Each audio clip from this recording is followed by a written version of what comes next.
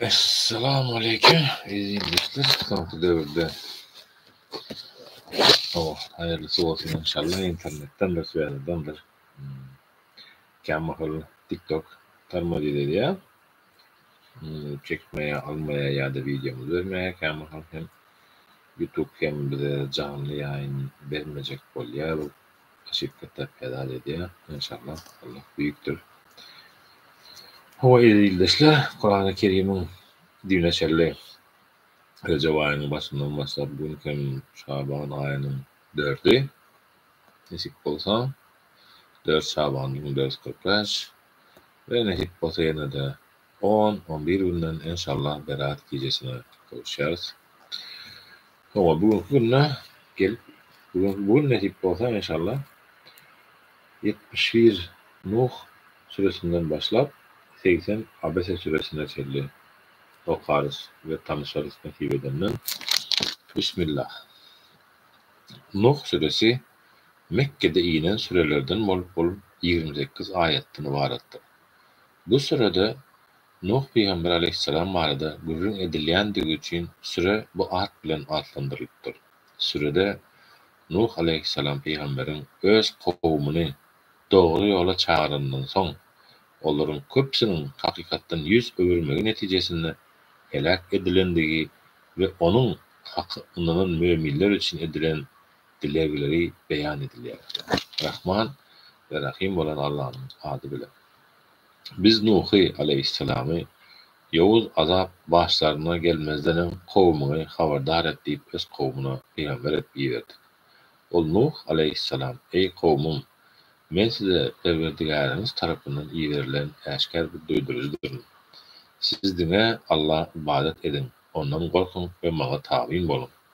Şehitseniz Allah sizin käbir günahlarınızı geçer ve size gelecek azabı belli bir vakta ölüm fırsatında çelli giyecektirer.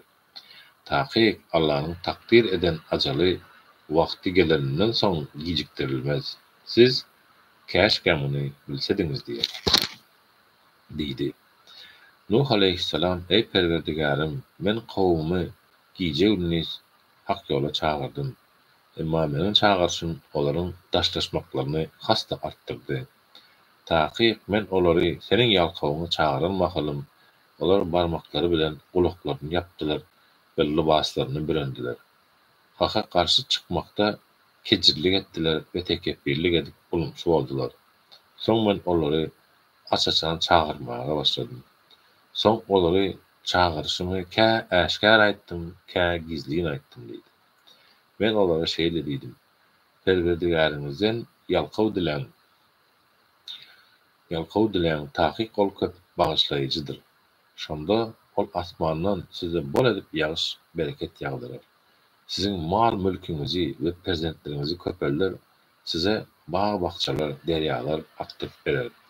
Siz näme üçin Allah üçin beýikligi ýaraşdyrmaýarsyňyz?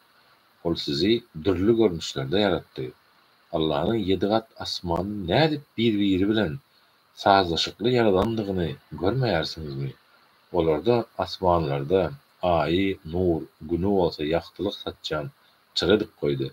Allah sizi yerden ösümligi östürüşi ýaly ýetişdirdi. Soň siz ýene de ol ýere gaýtaryp mazara salyp, siz ol ýerden ýene de çykarar.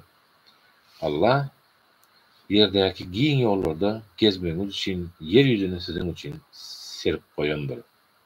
Bu öwütler peýda bilenmäninden soň Nuh aleyhisselam, ey Perverdigarym, olar maňa karşı çykdylar. Olar mal mülkleriniň we perzentleriniň köplügi ziyanyndan başga da yaraman gurply kişilere uydular. Olar uly hileler we tuzaklar kurdular. Olar bir-birlerine siz hudaýlaryňyzy taşlamaň, Veddi, Suwagy, Yegusi, Yeguki ve Nesri bunların hiç haysany taşlamaň diýdiler. Düşündürüşi, ada azalan bu kişiler olaryň öten geçen ýaxşy zada we salih ata-babalarynyň atalary bolup, olar ölenden soň elmydama ýatlap durmaklary we olar unutmazlyk üçin gowurlaryna olaryň heykellerini dikipdirler. Sebäbi halk olaryň heykellerini görende has hem Allah ýatlaryna düşer, günah işleri meyil etmez ekenler. Soň şeytanyň aldawy bilen soňky nesli hem olaryň bu niyetinden daşlaşyp ol heykellerden özleriniň islah hajatlaryny dilep olary Hudaý hasaprak başlaýarlar. Yani mazarlykdan.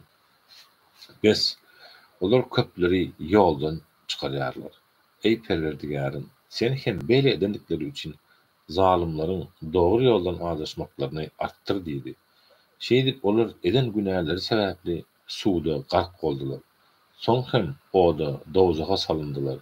Olar özlerine Allah'dan başga kömekçi hem tapmadylar.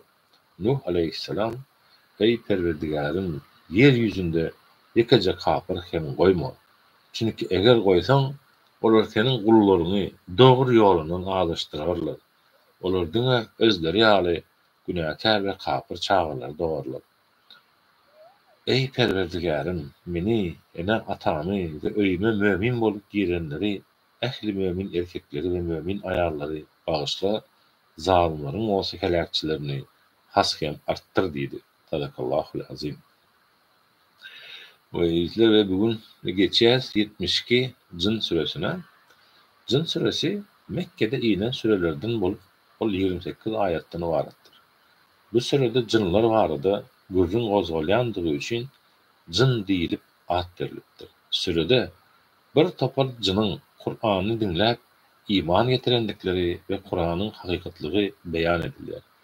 Rahman ve Rahim olan Allah'ın adı bilen. Ey Muhammed aleyhissalatu vesselam, ayt, bana cinlerden bir tayfanyň toparın Kur'an'ı dinlendikleri vahiy edildi. Olar taky biz dogry ýoly görkezýän ajaýyp bir Kur'an'ı dinledik we ona iman getirdik. Biz mundan soň hiç haçan Perwerdigarymyza hiç kimi şärik goşmarys. Taky Perwerdigarymyzyň şany ören beýikdir. Ol ne ýan ýoldaş, ne de perzent edinendir. Emma bizim içimizden käbir nadanlar, azgın cinler Allah hakda asılsız hakikat bolmadyk sözler aýdýarlar. Biz insanlar ve cinler Allah hakda yalan sözlemez diýip pikir edýärdik. Emma insanlardan käbir adamlar cinlerden käbir kişilere sığınýan ekenler. Şeýdip olara sığınýan insanlaryň azgynçylyklaryny artdyrar ekenler. Olar cinlara sığınýanlar hem sizin pikir etişiňiz ýaly Allah ölen hiç kimi diretmez diýip pikir eder ekenler. Biz asmana çykmak istedik, emma ol ýeriň güçkär sakçylar we otly uçkunlar bilen doldugyny gördük. Öňler biz asmanyň kä ýerlerinden çykyp habar dinlemek üçin oturary ýer tapyp oturýardyk. Emma inni kim dinlemäge synanyşsa derre bukuda duran bir ot bilen yüzbe-yüz bolýar. Taky ýerdäkileri elbetlik islendimi ýa-da özleriniň Perwerdigary olara hayır dogry ýol isleýärmi, biz dogry bilmeýäris. Bizim aramyzda salyklaryň boluşy ýaly munyň tersi salyk bolmadyklary hem bar. Biz dürli ýollar tutdyk. Taky biz ýerde Allah'ny hiç haçan ejiz edip ihtiyaryna karşı çykyp ve kaçmak bilen onu ejiz edip bilmejekdigimi de göz ýetirdik. Biz dogry ýol bolan Kur'any dinlänimizden soň ona iman getirdik. Kim Perwerdigaryna iman getirse, ne hakynyň kim berilmeginden ne de gazap uçurmakdan gorkar, hiç kili şüphesi bolmaz. Bizim aramyzda musulmanlar hem bar. Hak ýoldan azan zalymlar, kapyrlar hem bar. Musulman bolanlar dogry ýoly gözleýänlerdir. Hak ýoldan azan zalymlar, kapyrlar bolsa dowzakyň oduny bolandyrlar diýdiler. Eger insanlar we jinler Allah'ın ýoluna dogry gitselerdi, olary bol edip suw ýagyş bererdik. Bu olary nygmatymyz bilen synak etmek üçindir. Kim Perwerdigaryny ýatlamakdan ýüz öwürse, Allah onu gitdigiçe artýan elbet bir azaba duçar eder. Taky mescitler Allah'nynkydyr. Biz mescitlerde Allah'ın ýany bilen başga hiç kimi çağırma. Gör nähili geň zat. Allah'ın söwer guly bolan bir bendesi olary hak ýola çağıranda olar jinler Kur'any dinlemek üçin şeýle bir üýçdiler berin, tastanam onu depeleyerdiler. Ey Muhammed aleyhissalatu vesselam ayt, men diňe Perwerdigarymy çagyrýaryn, ibadat edýäryn. Oňa hiç kime şärik goşmaýaryn. Ayt, meniň size ne ziýan bermäge, ne de bir uly peýda berjek dogry ýola salmaga güýjüm ýeter. Taky eger maňa azap bermek islese, men Allahyň jezasyndan hiç kim halas edip bilmez. Men ondan başga sığınara ýerken tapmarym. Meniň wezipem meger Allah'dan gelen peygamberligi getirmekdir. Kim Allah we onuň ilçisine garşy çyksa, tabin bolmasa, takyk oňa ebedi galjak ýeri bolan dowzak odu bardyr.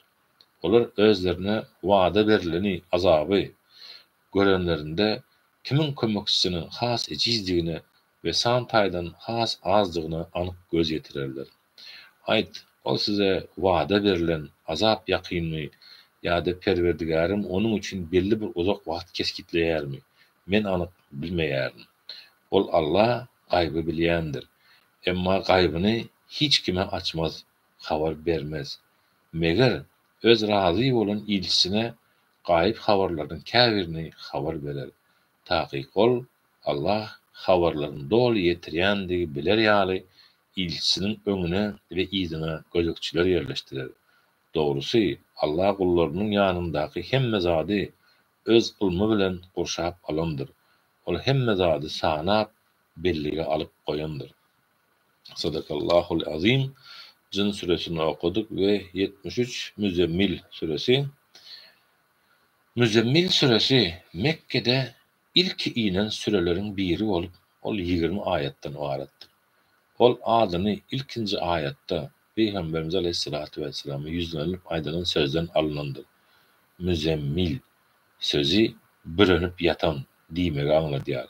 Sürede Peygamberin Aleyhissalatu vesselam ve ona müminlerin giýje ibadet etmekleri, Allah'ın birligi, ona bel bağlamak, ona tabin bolmagyň sırlary ve bu dini inkar edenlerin facialy soňlanmalary beýan edilýär. Rahman ve Rahim olan Allah'ın adı bilen.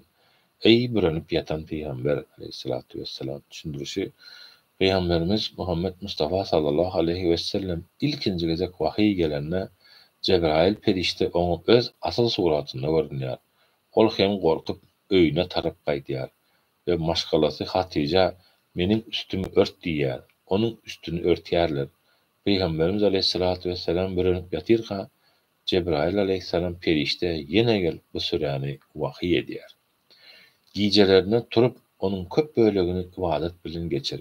Meger az wagt ukla. Ýagdaýa göre giýjäniň ýarsyny ýa-da ondan hem az ýa-da köp wagtyny ibadet et.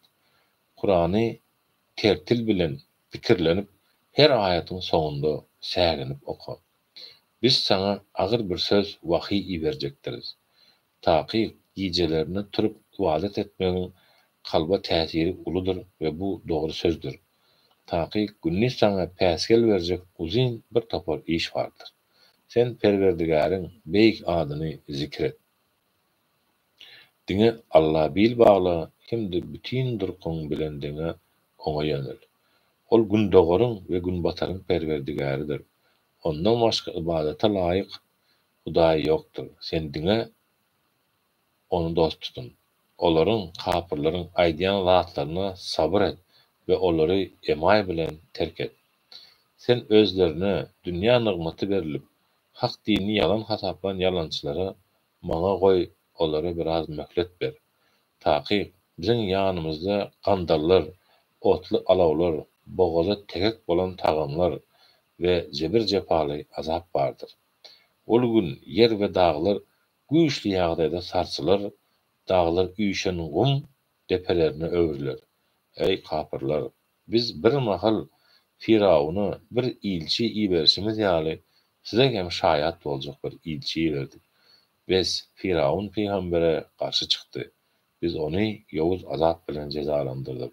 Eger siz inkar etseňiz, elkençliginden ýaňa kiçik çağılary hem ak saçly garylary öwürjek ol günden özüňizi nädip gorap bilersiňiz. Ol günüň elkençliginden ýaňa asman çaýkanar ýarylar, Allah'ın vadası hükmen amala aşar. Taqiq bu ayatlar bir öğüttür ve duyduruştur. Bes kim islese Perverdigarına baryan yolu tutsun, islemedik tutmasın. Ey Muhammed aleyhissalatu vesselam, taqiq Perverdigarın senin käwagt giyjäni üçten ikisine ýakyn wagtyny, käwagt ýarysyny, käwagt üçte birini ibadat bilen geçirýändigini, senin ýanynda orun alan bir toparyň hem muny berjay edýändigini bilýär. Giyjäni we gündüzi yaradyp olaryň möhletlerini ölçän hem Allah'dır. O sizin bunu sanap bilmejekdiňizi bilýändigi, ýagny sizin giyjäniz tuşdugyny ibadat bilen geçirip bilmeýänligiňiz üçin onun öz fazly kerem bilen sizin towaňyzy kabul etdi. Siz Kur'andan başardygyňyzça özüňize yeňil gelen bölegini okaň. Allah sizin araňyzda hassalaryň hem boljakdygyny bilýär. Sizin käbiriňiz Allah'ın fazly kereminden nesibelerinizi gözlemek üçin yol geçip yer yüzünün çar kuncuny aýlanýarsyňyz. Käbiriniz bolsa Allah'ın ýoluna söwüş üçin ýörüşe çykýarsyňyz. Gelin indi Kur'andan başardygyňyzça özüňize yeňil gelen bölegini okaň. Namazy dolup berjay edin. Zekat berin. Allah'a ýaxşy qarz berin. Allah'ın razylygy üçin haýyr sahawat edin. Siz öz ýaxşylygyňyz üçin ahirete näme taýýarlasaňyz, Allah'ın ýanynda ony sowaby has haýyrly ve köpeldiren halda taparsyňyz. Allah'dan ýalkaw dilen, taqiq Allah bağışlayıcıdır, rehim şefaatlidir. Sadakallahul azim. Müzzemmil suresi ve 74 Müdessir suresine geçýär. Dip bolsa, Müdessir suresi peygamberliğin ilk başlarına Mekke'de inen sürelerden bol 56 ayattan ibaretdir. Süre adyny ilkinji ayatda agzalýan ve doğanı birinin manisindäki müddessir sözünden alandır. Peygamberimiz Muhammed Mustafa sallallahu aleyhi ve sellem yüzlenip başlayan bu sürede peygamberlerin ýaýradylşy, hak dine karşı çıkan kapırların elbet häsiýetleri ve olaryň ahirette çekçik azapları barada görürüň gozulýar. Rahman ve Rahim bolan Allah'ın adı bilen. Ey doğanı birinin Peygamber aleyhissalatu vesselam.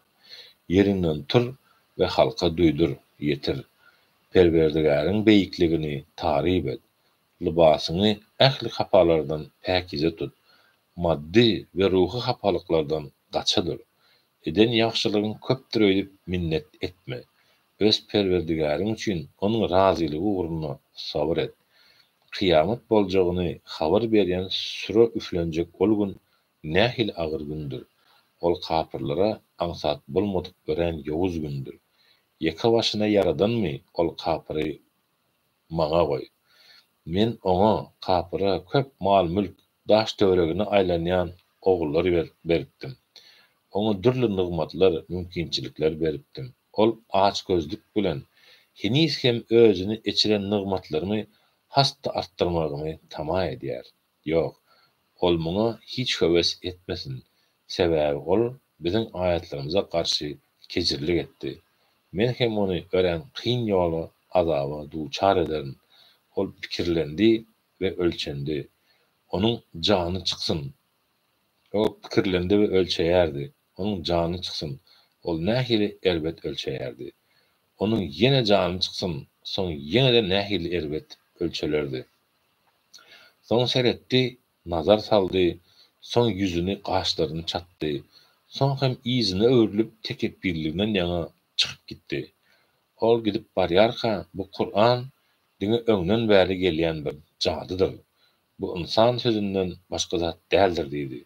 Düşündürüşi riwayaty görä Velid ibn Mughira adly bir adam Peygamber aleyhissalatu vesselam Kur'an okuýarka onu dinläp ören täsirlenýär.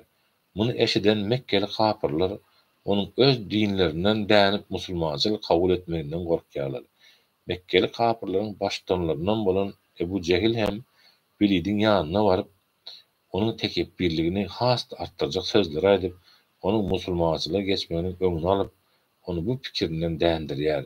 Soň kapyrlaryň ýanlaryna gelenlerinde Velid olara indiden beýlek Muhammede aleyhissalatu vesselama telbe, däli, bilgiç, şahir, ýalançy ýaly sözler bilen yüzlemegiň peýdasynyň ýokdugyny aýdýar.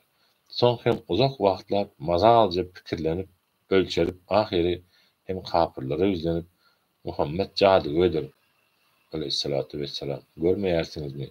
Ol perzendi ene atasyndan, maşgalasyndan, gullary hojaýynlaryndan aýryp bilýär.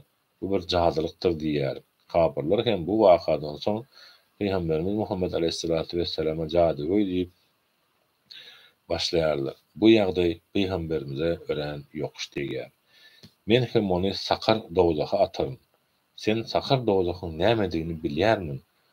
Ol ne diri goýar, ne de öldürip taşlar. Ol içini oklananyň bedenini şol durşuny iýip tükeder, soňra ýene öňki ýagdaýyna getirip bu işi ýene gaýtalar durar. Ol insanyň derisini ýakyp gowurar. Onuň agzynda 19 sany sakçy perişte bardyr.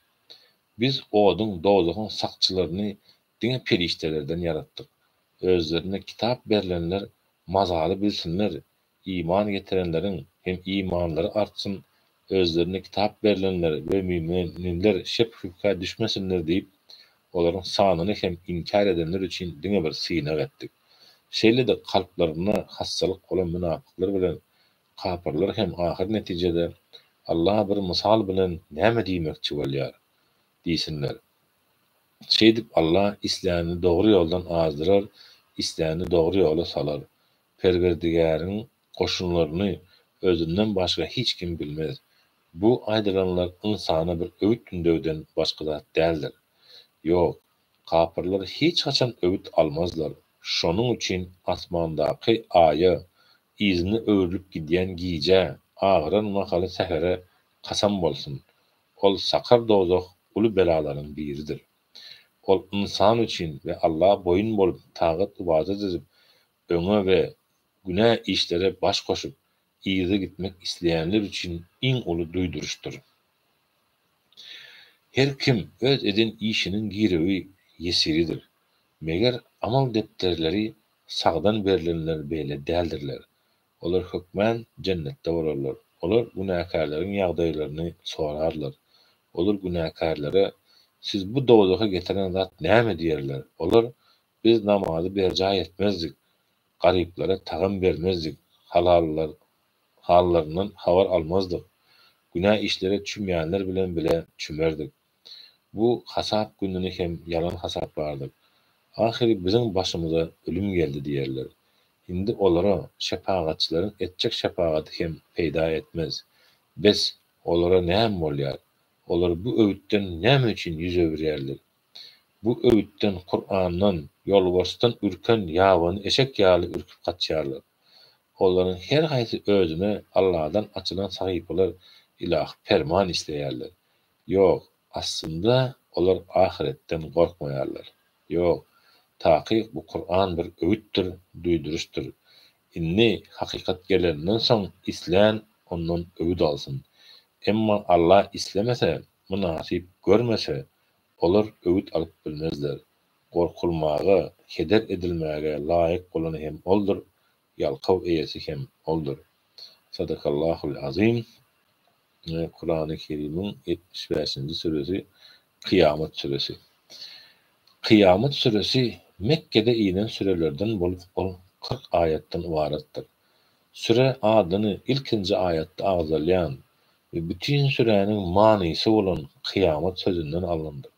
Sürede kıyamatyň hakykatlygy akyl we duýgu ýollary arkaly subut edilýär we muňa inanmaýanlaryň jazasy barada aýdylýar. Rahman ve Rahim bolan Allah'ın adı bilen. Kıyamet gününe kasam bolsun. Özüni ýazgyryp puşman edýän jany kasam bolsun.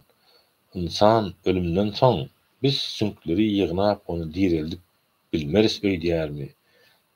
Elbetde biz onuň barmaklarynyň uçlaryny çelli, onu öňki ýagdaýyna getirmäge güýjümiz bardyr.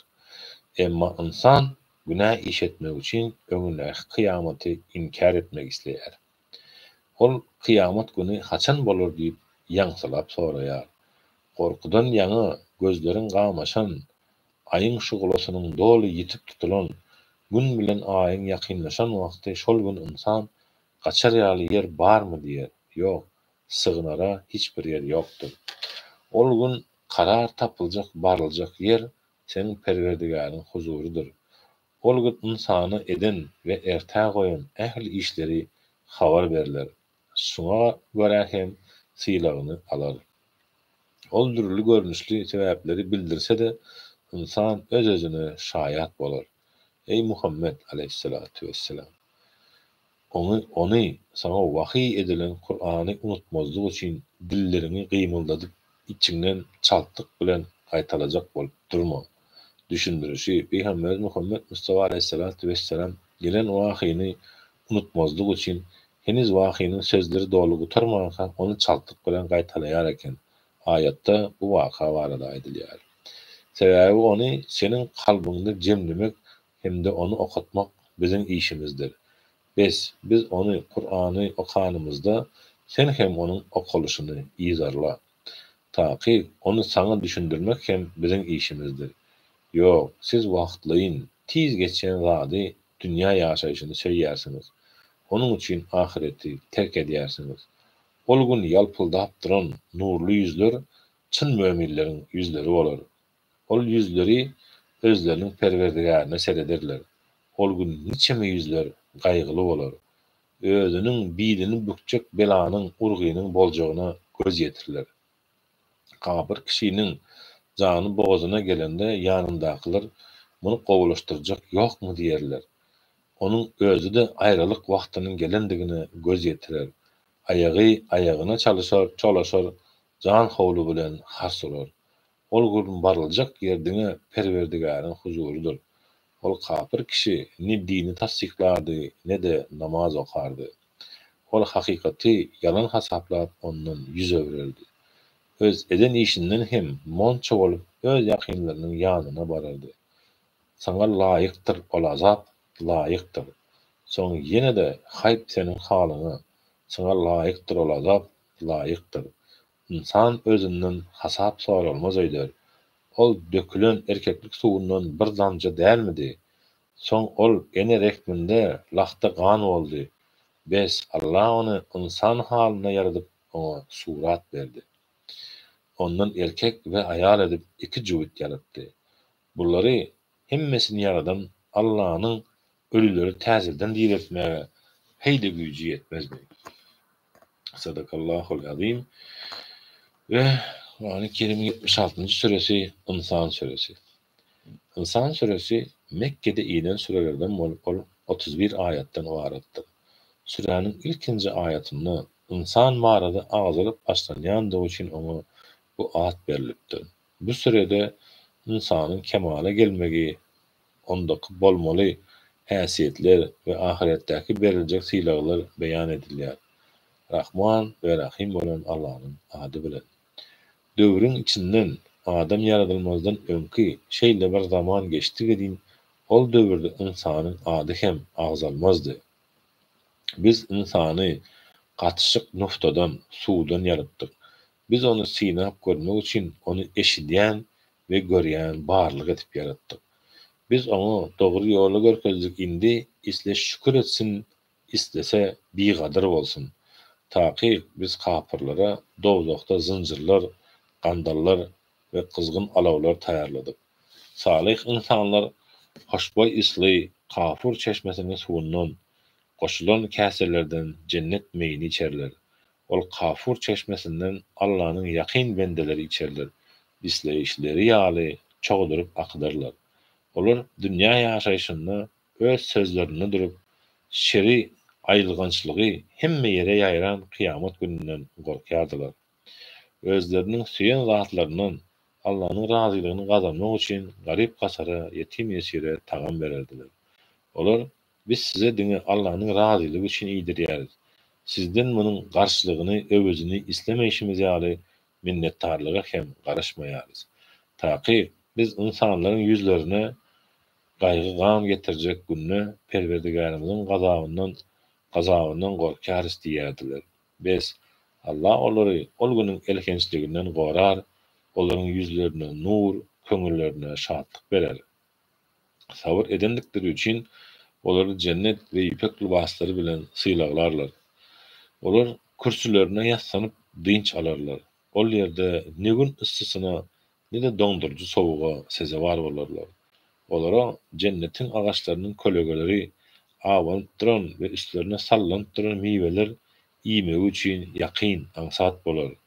Olaryň daş töweregine hyzmatkarlar kumuş gaplar, owadan käseler bilen aýlanarlar. Ol kumuşdan gaplar belli bir ölçekde sallanandyr. Olara zencebil şerbeti goşulan käselerden meş şerbet guýular. Bu ady selsibil bolan çeşmedendir. Olaryň daş töweregine ebedilige ýeten cennetin ýaş hyzmatkar oglanlary aýlanarlar.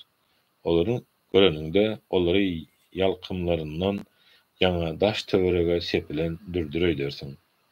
Ol ýerde haýsy tarapy seretseň nygmat we uly mülk, borçluluk görersiň, bolçuluk görersiň. Olaryň eginlerinde inçe ýa-da galyň ýaşy renkli ýüpek we atlas eşikleri bolar. Olar kumuş bilezikleri dakanarlar. Olaryň perwerdigäri özlerine sap meý şerbet berip, "Ine bular siziň sylagyňyzdyr. Siziň eden zähmetiňiz tagarlagyňyz ýerine düşdi" diýer. Ey Muhammed aleyhissalatu vesselam, taqiq biz sana Kur'any belli wagtlarda bölek edip indirdik. Biz sen perwerdigäriň hökmüne tabyn bolup sabr et. Olaryň içinden günäkara we kapyra tabyn bolma. Sen ertir akşam perwerdigäriň adyny tesbih et. Giýjäniň bir bölegini ona secde et. Uzun giýje ony tesbih et. İnsanlar bu wagtlaryň dünýä ýaşaýyşyny söýüp ona höwes edip öňlerine garaşýan ol agyr güni ahmal edýärler. Olary biz yaratdyk. Agzalaryny bir-birine bagladyk. Biz elbetde isleýän wagtymyz olary başga insanlar bilen çalyşyp bileriz. Taqiq bu bir öwütdir. Indi kim islese perwerdigärine barýan ýol tutsun, islemeýän tutmasyn. Allah bir zady islemese, munasyp görmese, onu siz isläp bilmerseňiz. Sebäbi Allah ähli zady bilýändir, hikmet eýesidir. Ol islänini rahmetine salar, zalymlar üçin bolsa dozokda jebir jepaly azap täýärläp goýandyr. Ve sadakallahul azim diýäs we Kur'an-ı Kerim'in 70. suresi Mürsalat. Mürsalat suresi Mekke'de inen sürelerden bolup ol 50 ayetden ibaretdir. Süre adyny iýerilenler manisindäki ilkinji ayetde agzalýan Mürsalat sözünden alandyr. Sürede älemdäki möhüm işlere, olaryň berjay edilmegi tapşyrylan periştelere üns çekilýär. Allah'ın kudretine delil getirilýär. Müminlerin barjak cenneti, ol ýerdäki näde nygmatlar we hak dini inkar eden kapylaryň barjak dozoky, ol ýerdäki görjek fajialy azaplary barada aýdylýar. Rahman we Rahim bolan Allah'ın ady bilen ýaxşylykda biri-birleriniň izinden iýerlenlere, güýçli öwsüp ziyan berýän ýellere, hak ve hakikat tohumlaryny hemme ýere ýaýan periştelere, hak bilen batyly, dogry bilen egriýini aýyl-saýyl edenlere, Allah ýönelenleri günälerden saklamak we elbet ýolda bolanlara duýduruş bermek üçin öwüt wahy goýup gidenlere kasam bolsun. Taqiq size wada berilen zat hökmen amala aşar. Ýyldyzlaryň ışıgynyň sönen wagty, asman ýarlan wagty, dağlar bölünüp dargan wagty, peýgamberleriň aleyhissalatu vesselam ummatlaryna şaýatlyklary keskitlenen wagty kıyamet kopar. Bu alamatlar haýsy güne goýuldylar? Bular aýrylyk gününe goýuldy. Sen aýrylyk günüň nämedigini nätip biljek? Ol gün hakykati yalan hasaplanlaryň way hallaryny. Biz ol peýgamberiň inkar edenleri, öňküleri biz ol peýgamberler aleyhisselam inkar edenlerden öňküleri helak etmedikmi? Son gelenleri hem olaryň izine tirkäriz. Ine biz günäkar kapyrlara garşy şeýle hereket edýäris. Ol gün hakykati yalan hasaplanlaryň way hallaryny. Biz sizi ýöneki bir suwdan yaratmadykmy? Soň hem onu bir laqta gana öwürüp belli bir möklete çelli mekan bir yere yerleştirdik. Biz bunu güýç etdirdik. Bizim güýjümiz nähili beýikdir. Ol gün hakykati yalan hasaplanlaryň vay hallaryny. Biz yer yüzünü diýriler we ölüler üçin mesken etmedikmi? Ol ýerde mekan, beýik dağlar ýaradyp size süýjü suw bermedikmi? Ol gün hakykati yalan hasaplanlaryň vay hallaryny. İnkar edenlere ol günni hanım durma. Yalan hasaplan ol azabınıza, dozakyňyza gidin. Siz üç tapara bölünen kölege dozak odanın tüsesine gidin. Emma ol size saye hem salmaz, sizi ottan hem goramaz. Ol göğe köşk ýaly äpet uçkunlar saçar. Ol uçkunlaryň her haýsy göýe sapsary düýe kimindir.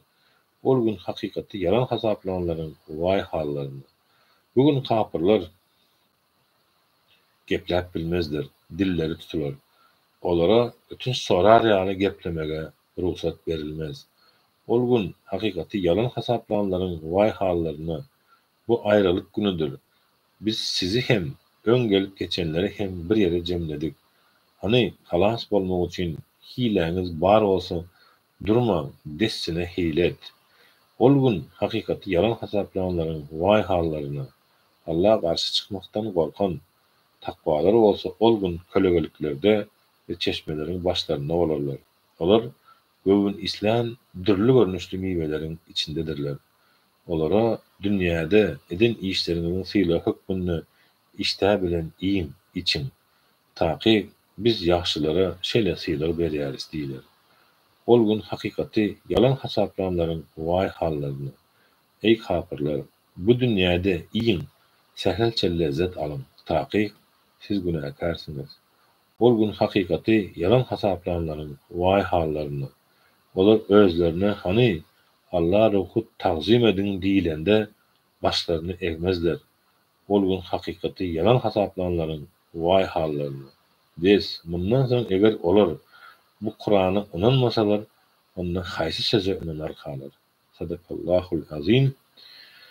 Ve 78 Nebe suresine geçeceğiz. Nebe suresi Mekke'de inen sürelerden bolup ol 40 ayetden ibaretdir. Sürenin adı ilkinci bolup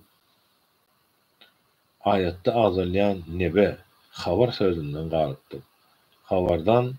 Havardan maksat ölümden soňky diriliş ve ahiret durmuşudur. Bu sürede kafirlerin hakykati inkar edişleri şeýle de Allah'ın yaradıcı güýjüniň hakykatdygyny älemdäki ägip işlerinden misallar getirip Allah'ın kudreti suut edilýär. Şeýle de ahiret durmuşuna inananlaryň sogaga gowuşjakdygy inkar edenleriň bolsa çekçek nedalary barada edilýär. Rahman ve Rahim bolan Allah'ın ady bilen. Olar biri-birlerinden näme soraşýarlar. Özleriniň inanyp-inanmazlykda gapma garşylyga düşen ol uly habarymy? Ýok, olar tiz wagtda bilerler. Elbette olar tiz wagtda bilerler. Biz yeri düşek edip goýmadykmy? Dağları hem yer saklayan gazyk etmedikmi? Sizi jubud edip yaratdyk. Hukukyňyzy dinç alyş etdik. Giýjäni dinç almaklary üçin örtük etdik. Gündüzi güzeranyňyzy dolandyrmak üçin goýduk. Ýokaryňyzda 7 mekan asman bina etdik. Ol ýerde ýakty saçýan bir çıra goýduk. Size tohumlar, ösümlikler, bir-birini çolaşan bağ-bahçalar gösterip çıkaralı diýip ıslaşan bulutlardan bol ýagyş indirdik. Aýralyk güni wagty anyk bolan bir gündür. Ol gün sura üflener, siz hem bölek bolup gelersiňiz. Asman hem kapy bolup açylar. Dağlar ýörediler, herekete geler, salgym ýaly bolar. Taky azgynlaryň aýlanyp barjak ýeri bolan dozak bukuda eline düşjek ağlara buky gurup yatandyr. Azgynlar ençe wagtlar ol ýerde galarlar. Olar ol ýerde ne jana ýakynly salkynlyk, ne de susuzlygy gandyrýan şerbet dadarlar. Olar diňe gaýnak suw bilen iriň dadarlar. Ýine bu olaryň dünýäde eden etmişlerine ýaraşýan jezadyr. Sebäbi olar Hasap gününün geleceğine karışmayadılar. Olar bizim ayetlerimize bütünle yalan diýýärdiler. Biz ähli zady belleşimiz ýaly olaryň eden işlerinde yekeme sanap ýazdyk. Şonuň üçin olara "Bes, siz eden etmişleriňiziň miwesini dadyn. Indi biz siziň diňe halagyny artdyrarys" diýeriz. Elbetde takwalar üçin sylalar bardyr. Olara bağ-bakçalar, üzüm bağlary, göğüsleri tegelenip gabaryp başlanan ýaş dilberler, meş şerbet doly käseler berler. Olar ol ýerde boş we ýalan söz eşitmezler. Ine bular Perwerdigarinden yeterlik sylagydyr. Ol asmanlaryň, ýeriň we olaryň arasyndaky barlyklaryň Perwerdigaridir. Ol Rahmandyr, Allahdyr. Ol gün onuň ýanynda gepläp biljek hiç kim ýokdur. Ol gün ruh, Cebrail aleyhisselam ve perişteler hatar düzülerler. Rahmanyň Allah'nyň ruhsat berenlerinden başka hiç kim geplemez. Geplen hem diňe dogryny aýdar. Inne bu hakykatlygy anyk bolan gündür. Indi isleýän adam Perwerdigarine barýan ýoly tutsun. Biz golaylaşan bir azaby habar berip size duýdurduk. Ol gün geler, her kim diňe özüden işlerine sereder. Kapır adam käşke men toprak bolsam diýer. Sadakallahul azim. Ve 79. sure Nazigat suresi. Nazigat suresi Mekke'de inen sürelerden bolup ol 46 ayetden ibaretdir. Sürenin ady ilkinji ayette agzalayan Nazigat, soğurup alyanlar sözünden aldandır. Bu sürede ahiret durmuşunu inkar edenlere duyduruş berilip, hakkı inkar eden Firavun'u, onun dünyadaki hükmüromanlığını halas etmendeki barada edilýär. Rahman ve Rahim bolan Allah'ın adı bilen. Canları soğurup alyanlara, yuvaşçıdan çekkenlere, yüzüp gidiyenlere, yarışıp öme geçenlere, işlerini tertipliyer ediyenlere kasam bolsun. Inne ol kıyamet günü yeri güýçli sarstıran üfleme olur. Son onun izinden gelen ikinci gezek sura üfleme olur. Ol gün yürekler korkudan ýa-ni gürsülderler. Gözler, nazarlar yere eğiler. İnkar edenler ýaňsylar, biz çiýren sünk bolanlardan soň gönkü ýagdaýymyza getirilerismi? Bu bizim üçin ziyanly bir gaýdyp gelişdir diýerler. Emma ol iş kyn däl. Ýekece bir seslenmeden ibaretdir. Olar şol bada ölümden oýanarlar we mahşer meýdanynda jemlenerler. Ey Muhammed aleyhissalatu vesselam, sana Musa'nın habary geldimi? Perwerdigari onu mübarek Tuva jülgesinde şeýle seslenipdi. Firavun ýanyny git sebäbi bolup ören azdy. Ona sen özüňi paklemek isleýärsinmi? Sen Perwerdigaryňy eltýän ýoly göndüreýinmi? Bes netijede sen hem ondan gorkarsyň diýdi. Şeýdip onu iň uly aýaty, mucizany görkezdi. Emma Firavun Musa'ny yalan hasaplady we garşy çykdy.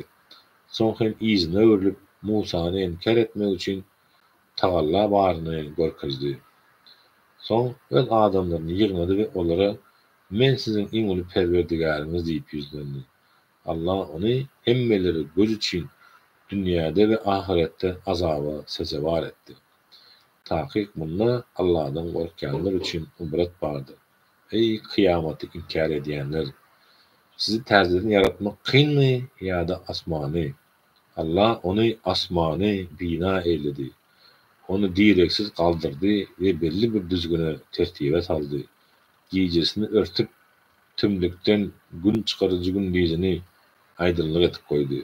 Ondan sonra yeri düşer yaşamağa tayar görünüşte koydu.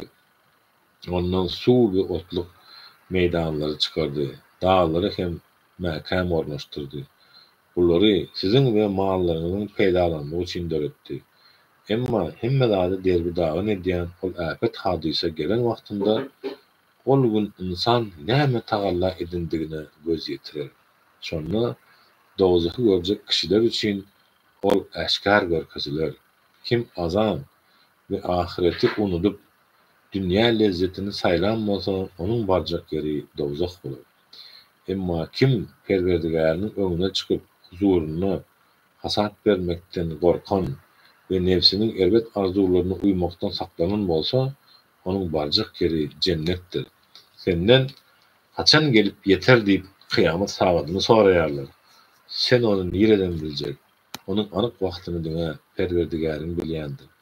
Sen diňe ondan kıyamatdan gorkanlara duýdurjysyň. Olar onu kıyamaty gören wagtlary dünýäde diňe bir akşam ýa-da bir sahar wagty ýakşandyr öýderler. Sadakallahul azim.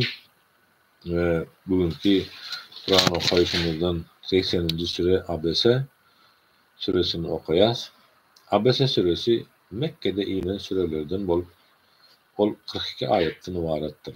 Adyny ilkinji ayetde azalan Abese yüz bermedi işleginden alındır. Bu sürede Allah'ın dininin ehli insanlara deňdigi, Allah'ın beýik kudreti ve hikmeti barada aýdylýar. Rahman ve Rahim bolan Allah'ın adı bilen. Peygamber ýanyna gözleri kör bir adam gelenine yüz bermedi ve izine öwrildi. Ey Muhammed aleyhissalatu vesselam, sen onun ýagdaýyny nireden bilýän? Belki ol seni dinler günahlarına tawba edip paklanırdy. Ya da ol pent nesihat alırdı. Son bu pent nesihat ona peyda verirdi. Emma özünü bay görüp sana mätäçlik çekmeýäne bolsa sen seredýärsiň. Emma onun günahlardan paklanmazlygyna sen jogapkär dälsiň. Emma senin ýanyňa ılgap gelen Allah'dan gorkan hem bolsa sen ondan yüz öwürüp gyzyklanmaýarsyň. Yok, bu ayetler öğüttür, ýatlatmadyr.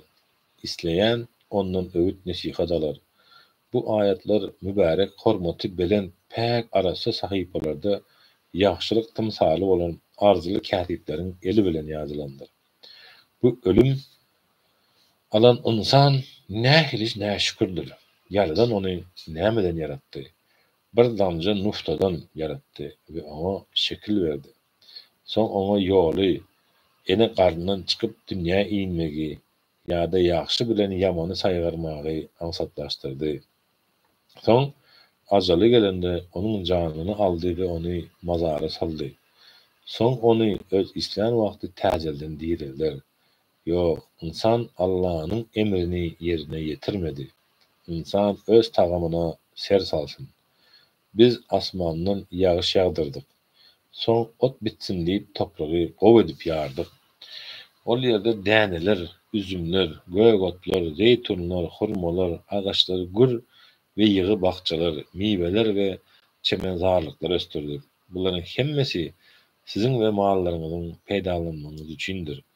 Emma ol gürülýsi gulaklary ýarýan, ker edýän kıyamet günü gelende ol gün insan öz doganyndan, ejesinden, kakasından, ýan ýoldaşyndan ve perzentlerinden gaçar.